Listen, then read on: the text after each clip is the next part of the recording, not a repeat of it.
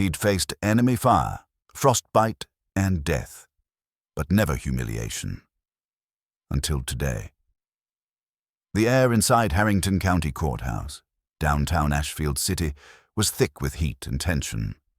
Judge Elias Monroe sat high on the bench, young, ambitious, and far too fond of his own voice. Across the courtroom, Colonel Samuel "Sam" Keane stood tall at the defendant's lectern, 86 years old, back straight, eyes calm and unyielding. "Mr. Keane," Monroe said sharply, "you ignored a police barricade. You could have caused an accident. Pay the fine, accept the points, and we move on. This isn't story hour." Sam's gaze rose, clear, piercing. That barricade was blocking a runaway car. There was a child inside. A few chuckles rippled from the benches. Monroe leaned forward, smirking. "A convenient tale. Any witnesses?" Sam's voice dropped, steady as command. "She's alive. That's witness enough." The gavel slammed, echoing too loud for the truth it carried. "You will respect this court." Sam didn't flinch. Respect can't be ordered like a verdict. The words hung in the air like smoke. The prosecutor froze mid-note. The bailiff, Marcus Hale, shifted uneasily. Even the air seemed to vanish. Monroe's face flushed crimson. "Bailiff," he barked, "place this man in custody." Gasps filled the room. Hale hesitated, then stepped forward, cuffs trembling in his hands. Sam turned without protest, offering his wrists like a soldier reporting for duty. The cold click of steel sounded final, but his eyes didn't break.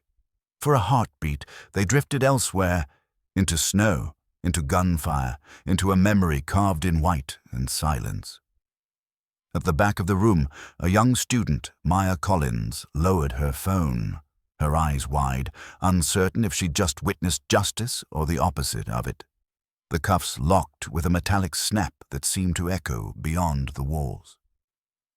No one spoke, and though they didn't know it yet, that single act had just awakened a storm that would shake more than the courtroom. It would test the meaning of honor itself.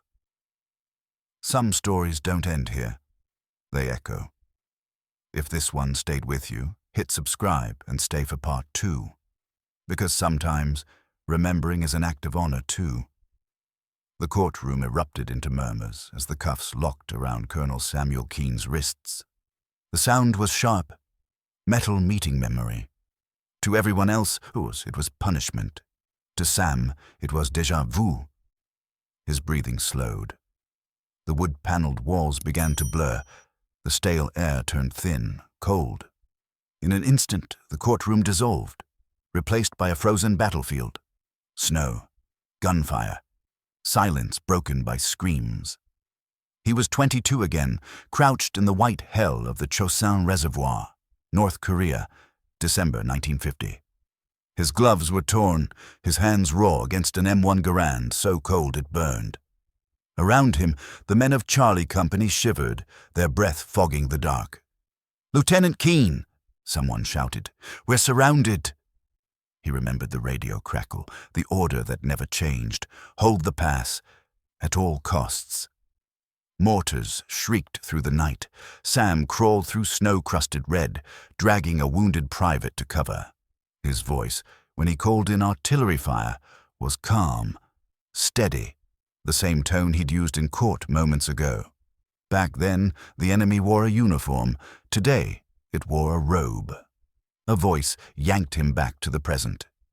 "Perhaps a night in holding will remind you who gives the orders here," Judge Elias Monroe sneered. Sam blinked. For a heartbeat, Monroe's face blurred into that of a young officer he'd once saluted, a boy who never made it home. The weight of years pressed down, but Sam straightened, shoulders squared, dignity intact. Beside him, Marcus Hale, the bailiff, whispered, his voice shaking, "Colonel, I'm just following orders." Sam's reply was quiet, but cut like shrapnel. "That's what they all said, son." The words froze the room. Even Monroe hesitated, sensing a presence he couldn't name, a power earned long before his robe or gavel. Outside, winter wind clawed against the courthouse windows. Inside, the air felt heavy with history. And somewhere beyond those walls, a young woman was already unlocking her phone, about to make a call that would change everything. One shaky video, 15 seconds long. Within the hour, it would ignite a nationwide storm. Maya Collins' hands trembled as she replayed the clip. She had come to the courthouse that morning for a class assignment. Instead, she'd filmed a Medal of Honor veteran being handcuffed for telling the truth. The scene replayed in her mind. The judge's arrogance, the old man's calm defiance, the crowd's uneasy silence. Every instinct in her screamed that this was wrong. She hesitated, thumb hovering over her contacts list. Among the names was one she'd nearly forgotten. Contact, Sergeant Rivera, Grandpa's unit. Her grandfather had served with Rivera decades ago, insisting she keep the number for a day that shouldn't ever come. Maya exhaled. This must be that day. The call connected after 2 rings. "Rivera," came a gravelly voice, steady, clipped, the kind that had given orders for half a lifetime. "Sergeant Major Rivera? My name's Maya Collins. I'm calling from the Harrington Courthouse in Ashfield. They just arrested an elderly veteran, Colonel Samuel Keane. The judge, he mocked him, handcuffed him for refusing to plead guilty." A pause, then the sound of papers shifting. The tone on the other end changed. "Repeat that name," Rivera said. "Colonel Samuel Keane." For a moment, silence.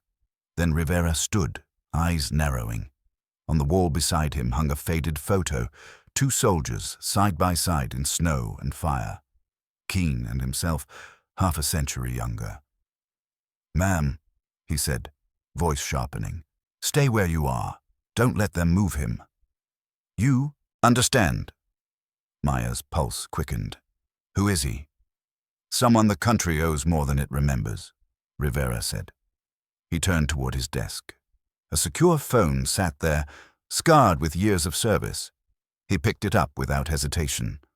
"General Whitman," he said, voice steel cold. "Sir, it's Rivera. We've got a situation, and it wears handcuffs." In his office at Fort Moore, Whitman rose from his chair. "Say that name again." "Colonel Samuel Keane, sir." Whitman's silence was brief, heavy, final. Then he said, "Understood." Minutes later, an Airbus H-145 spun to life on the Fort Moore helipad, its twin rotors slicing through the dawn air.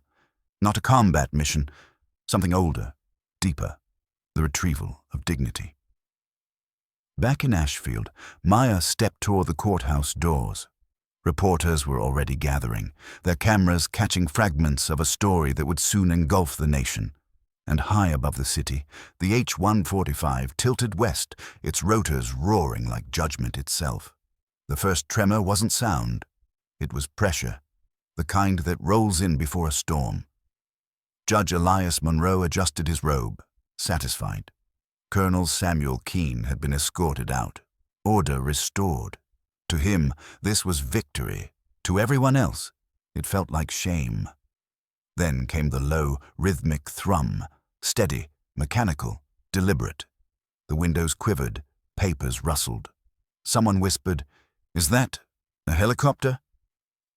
Outside, the Airbus H-145 descended toward the courthouse helipad. Fort Moore was less than 40 miles away, and the morning's veterans' ceremony had just ended. The timing, almost poetic. Moments later, the double doors at the back of the courtroom opened. Not a crash, just authority walking in. 2 men stepped through, a young army captain in dress blues, and beside him, a figure taller, broader, wearing 4 stars on his shoulders. General Arthur Whitman. Every whisper died. Even the gavel hesitated mid-air. Whitman's boots hit the floor 1 step at a time, each landing like punctuation in the silence. He didn't ask permission. He didn't need to. He carried not jurisdiction, but presence, the kind no court could command. He stopped before Keane, who now stood in cuffs, flanked by a nervous Marcus Hale. Then, with a motion as sharp as a rifle snap, Whitman saluted. Gasps swept through the room. The salute wasn't for the judge. It was for the man in chains. "Colonel Samuel Keane," Whitman said, his voice low and steady. "Sir, it's my honor." Keane blinked, caught between disbelief and memory. The years fell away. For a heartbeat, they were back in the snow, soldiers again. Judge Munro's voice cracked the stillness. "General, this is a civil courtroom. You have no authority here."